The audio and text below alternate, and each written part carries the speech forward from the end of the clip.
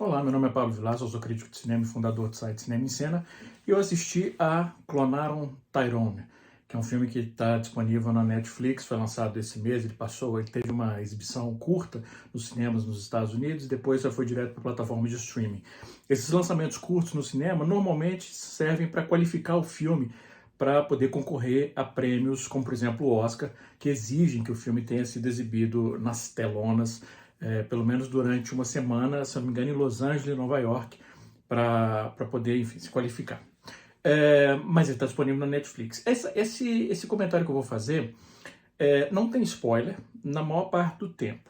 No finalzinho eu vou discutir alguns temas relacionados ao filme e pode ser que pelo tema alguém considere isso um spoiler. Discutir o tema acabe sendo um spoiler. Mas eu vou avisar quando chegar nesse momento, que aí quem for um purista de spoiler, não puder nem ouvir tema, já sabe para que volte depois para ver o final do vídeo.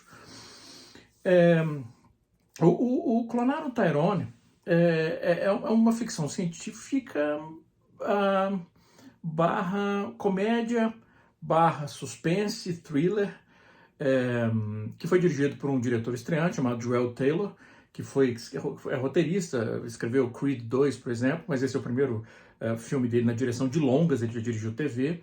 E o filme acompanha um personagem chamado Fontaine, que é vivido pelo John Boyega, que é um traficante numa comunidade chamada, que a população local chama de Glen, e ele enfim, tem disputas com alguns inimigos que querem invadir o seu território e tal. E certo dia ele é morto, ele é assassinado pelos inimigos, mas acorda no dia seguinte intacto.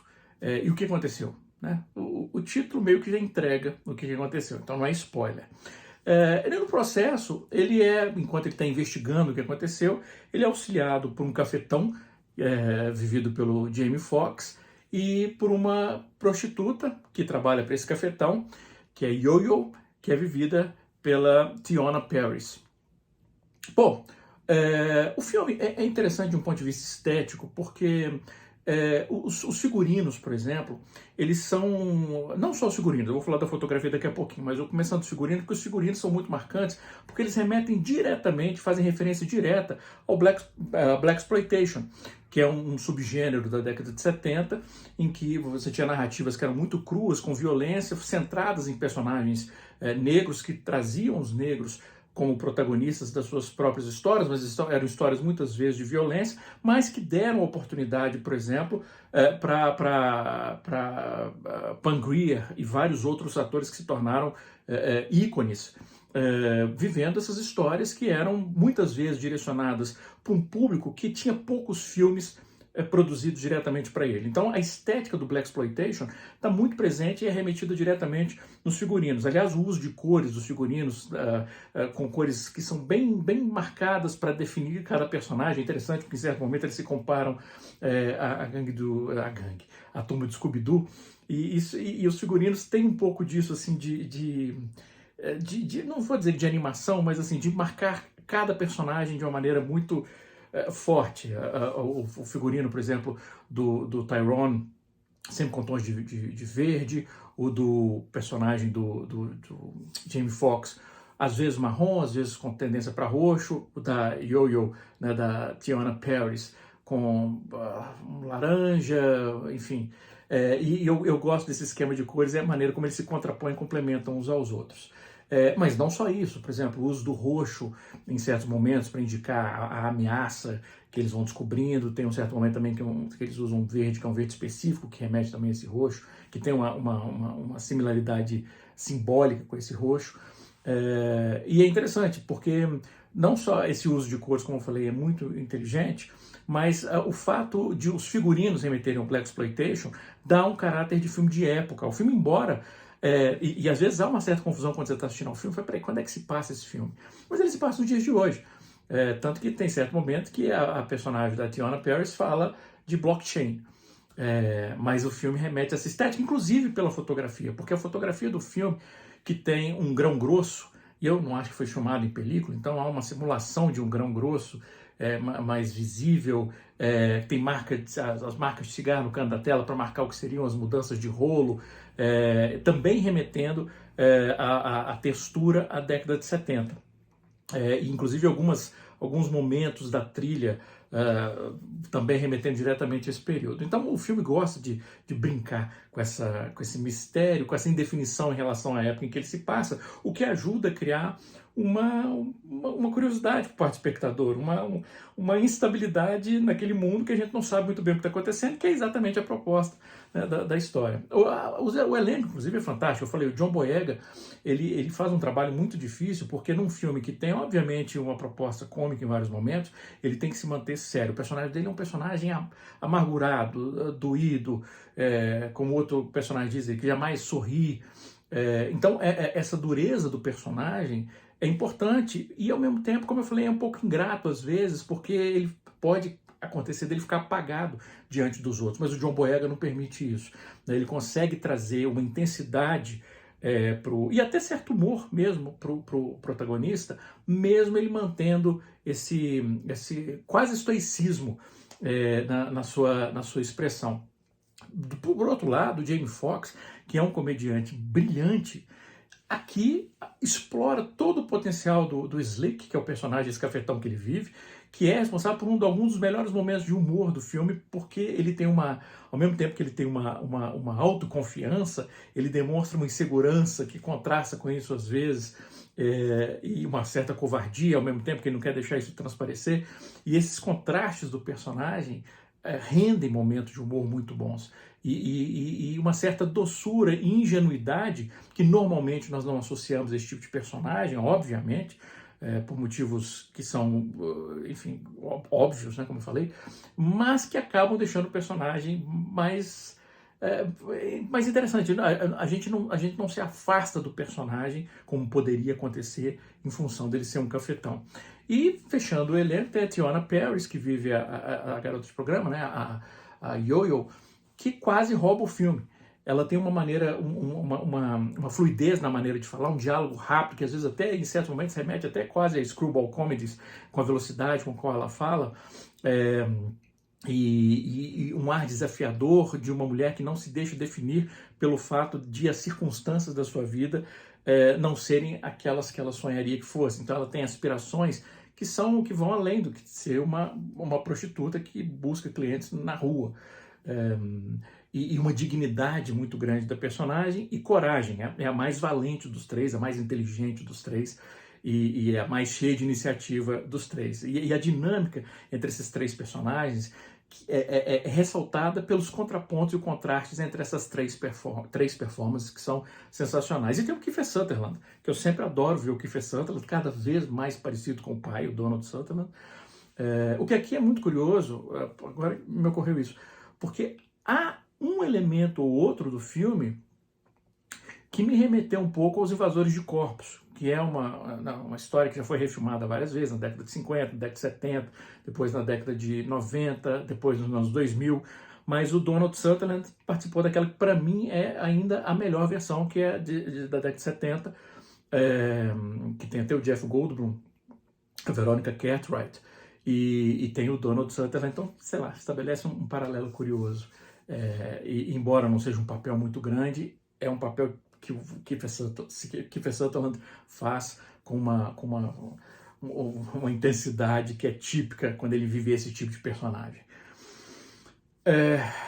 Mas, como eu falei, é uma ficção científica, e ficções, tem caráter de ficção científica, elementos de ficção científica, e ficções científicas, eu já falei várias vezes no canal, já falei em vários dos textos que eu escrevi ao longo das décadas. Ficções científicas, elas se prestam muito bem a funcionar como alegorias. E Clonaram Tyrone é um filme que ele não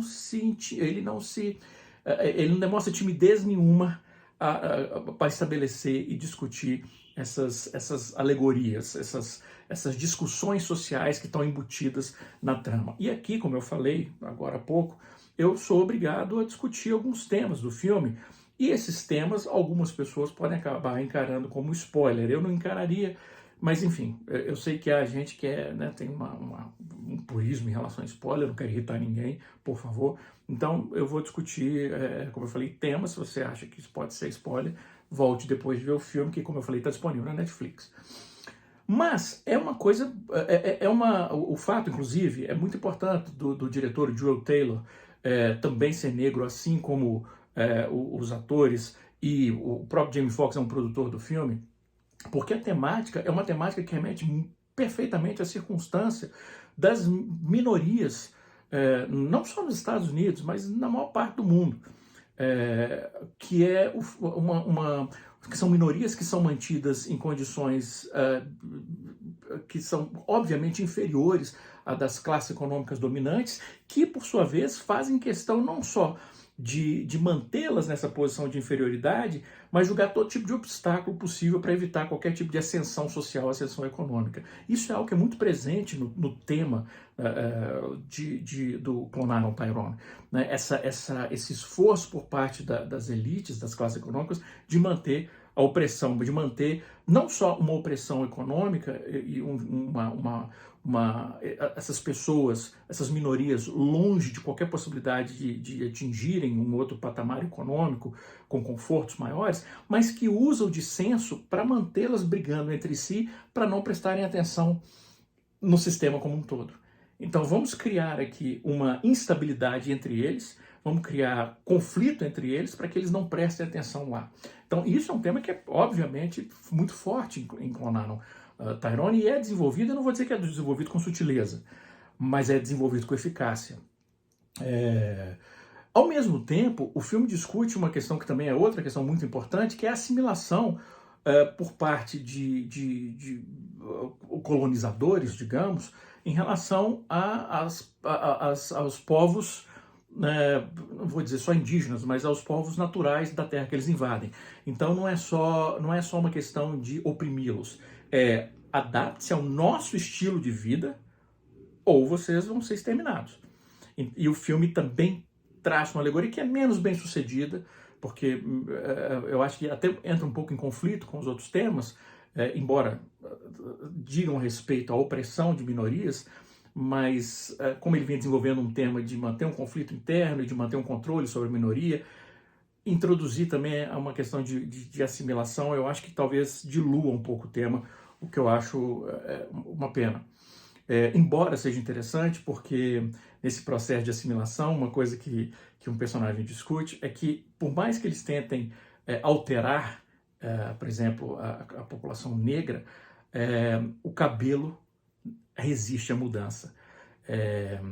E isso é interessante porque o cabelo é muito associado à identidade cultural, à identidade racial, e é uma força de não ser, porque é um dos símbolos do racismo constante, são comentários não só sobre o cabelo, mas aquela ideia de que não, esse cabelo é mais ou menos bonito.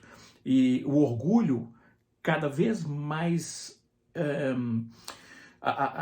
ressaltar o orgulho em relação ao próprio cabelo é algo que vem correndo paralelamente a um ativismo maior e uma resistência maior a estereótipos e à opressão das classes dominantes. Essa identidade cultural, né? A aceitação, a recusa em aceitar, a recusa em aceitar o preconceito estético das elites. E é bacana isso, o cabelo resiste à mudança. A identidade, que é um símbolo da identidade cultural, resiste à assimilação. Mas tem um subtema, um subtexto que eu acho curioso, e aí sim eu acho mais sutil, e eu acho interessante, que é o fato de que várias vezes ao longo do filme, quando é discutido a tentativa dessas elites de manterem as minorias sob controle, distraídas ou em conflito, as entradas para os... E aí sim é um spoiler mesmo, para certos... Não vou dar spoiler. Certas entradas que são importantes, descobertas pelos personagens, são localizadas, por exemplo, em uma boate striptease e numa igreja. E eu acho isso muito interessante. O fato de que a entrada para esse estratagema, para essa estratégia de manter as minorias distraídas, de manter as minorias acomodadas não é o termo, mas enfim, passivas, é o melhor termo, passivas, estão, por exemplo, numa boate striptease, então através de uma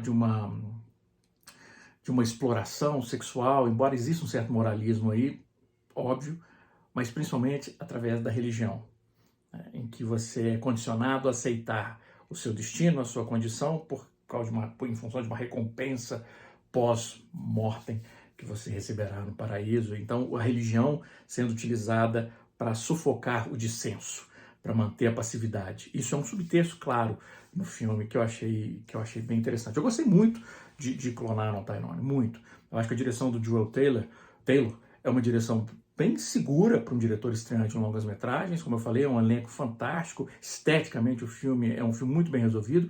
Eu acho que, como eu até discuti em relação aos temas, aqui e ali o filme falta um pouco de coesão temática. Não só temática, eu acho que até em relação a gêneros também. Nem sempre a comédia do filme casa bem com o suspense.